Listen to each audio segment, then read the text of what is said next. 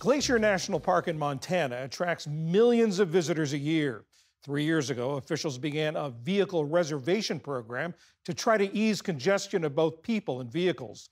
As A.J. Williams of Montana PBS reports, there have been unintended consequences. For the last 5 years, Glacier National Park's visitation numbers have hit record highs, but the increase to 3 million parkgoers has led to overcrowding in popular areas, and the traffic they bring has led to safety concerns. Glacier is a very special place. It's natural that people want to come here, but if there's too many people in the park, then the park experience becomes one that just won't be enjoyable. In the last 4 years, the park has been piloting a vehicle reservation system for traveling through Glacier's most congested areas. Glacier National Park Superintendent David Romer says that they use monitoring across the park with cameras and traffic counters to inform their decisions, as well as staff observations and hearing from the broader Glacier community. This year comes with some substantial changes. We've changed the hours of the vehicle reservation system from 6 a.m. to 3 p.m., and that's consistent throughout all the areas. Locals say this is an improvement, but for those without a vehicle reservation, entering mid-afternoon still doesn't necessarily afford getting far into the park. If they want to do a long day hike, that's not going to work. You know, you need to be up there really early in the morning. And I find a lot of my guests are leaving really early in the morning to beat that, as is everybody else who doesn't have a ticket. This is probably most people's favorite. Lucinda Christler is the owner-operator of Mini Golden Inns just outside of Glacier's west entrance. She took over the family business 5 years ago, just before the pandemic hit. And despite the park's drastic increase in visitors, Christler has seen a decline in revenue since the vehicle reservation system has been put in place. It has affected me in a negative way, revenue-wise, because of occupancy rates, mostly with cancellations or more than that even, people cutting their trips short. Even though I've been here living solid since 2019, I've only been to the park 4 times, and that was in the off-season after the tickets were no longer required because I simply couldn't get them. My window of opportunity, sometimes I only know an hour in advance if I can get away, and that leaves me out, and I hear that from a lot of other locals too. After reviewing data and receiving input from the Blackfeet Nation Tribal Council, as well as local businesses, the park opted to keep 2 of the east side entrances out of the vehicle reservation system. So we've got 2 options there on the east side where people will be able to visit the park in an impromptu, unplanned fashion without needing to obtain vehicle reservations every day.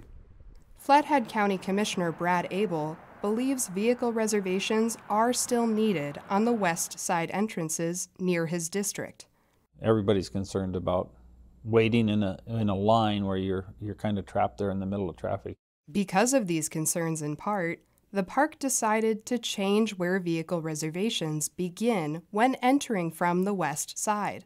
But Abel says local businesses expressed that they experienced financial loss due to the reservation system. I have heard from the businesses that are inside the park. They did have concerns about the ticketed entry because those people could not get in to do business with their businesses. And the ticketed entry people were kind of going right straight on through, and those businesses were suffering.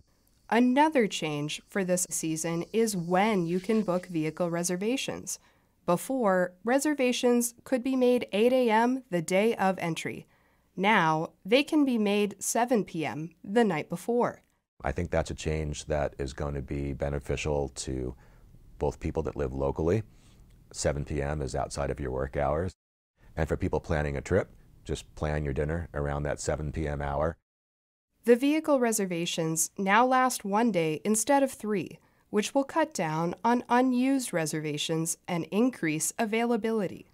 Christler says as a business that provides lodging to parkgoers, the vehicle reservation system puts another burden on her to educate every customer to navigate the system. A lot of people have problems navigating that internet system, and they want a voice to talk to. And oftentimes that voice ends up being me, which You know, I don't want to complain about that, but it does take a lot of time to explain that system to them. A system that I'm not even really fully 100%, you know, an authority on. But she expects the system to smooth out and hopefully for the visitor experience to get better over time. And as a resident, she hopes that the park will work better with the locals to make sure that they can enjoy the park itself.